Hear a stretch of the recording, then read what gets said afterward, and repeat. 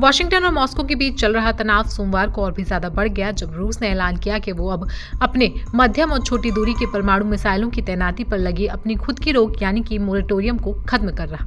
ये फैसला तब आया है जब अमेरिका के राष्ट्रपति डोनाल्ड ट्रंप ने रूस के बढ़ते परमाणु खतरे के जवाब में 2 अमेरिकी परमाणु पनडुब्बियों को तैनात करने का आदेश दिया है। रूस के पूर्व राष्ट्रपति और अब सुरक्षा परिषद के उपाध्यक्ष दिमित्री मेदवेदेव ने सोशल मीडिया प्लेटफॉर्म पर एक्स पर लिखा, ये फैसला नाटो देशों की रूस विरोधी नीतियों का नतीजा है।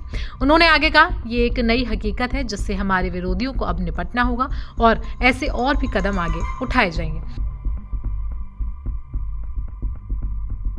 रूसी विदेश मंत्रालय ने एक बयान भी जारी करके बताया कि वो खुद को INF यानी कि इंटरमीडिएट रेंज न्यूक्लियर फोर्सेस समझौते की पुरानी पाबंदियों से बंधा नहीं मानता है। मंत्रालय ने आगे कहा कि अमेरिका पहले ही यूरोप और एशिया में इस तरह की मिसाइलें तैनात कर चुका है।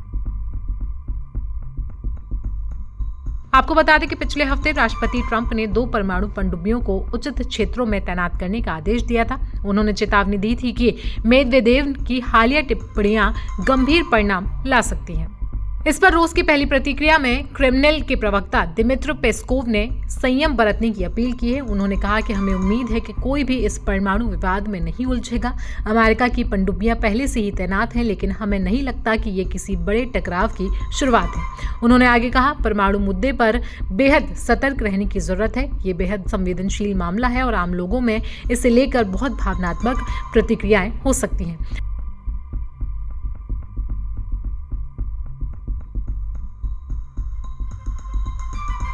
INF संधि की बात करें तो ये 1987 में अमेरिका के तत्कालीन राष्ट्रपति रोनाल्ड रीगन और सोवियत नेता मिखाइल गोर्बाचोव के बीच हुई थी।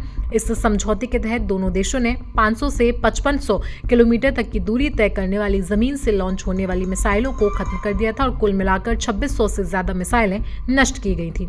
हालांकि 2019 में राष्ट्रपति ट्रंप ने ये कहते हुए अमेरिका को इस समझौते से बाहर कर लिया था कि रूस इसकी शर्तों का उल्लंघन कर रहा। उस समय रूस ने इसका जवाब देते हुए कहा था कि वो तब ऐसी मिसाइलें तैनात नहीं करेगा जब तक अमेरिका ऐसा नहीं करता।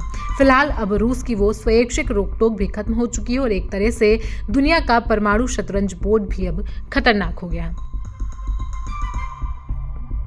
आप इस पूरे मुद्दे पर क्या राय रखते हैं, हमें कमेंट सेक्शन में जरूर बताएं। साथ ही साथ देश दुनिया की बाकी खबरों के लिए जुड़े रहें जनसत्ता के साथ।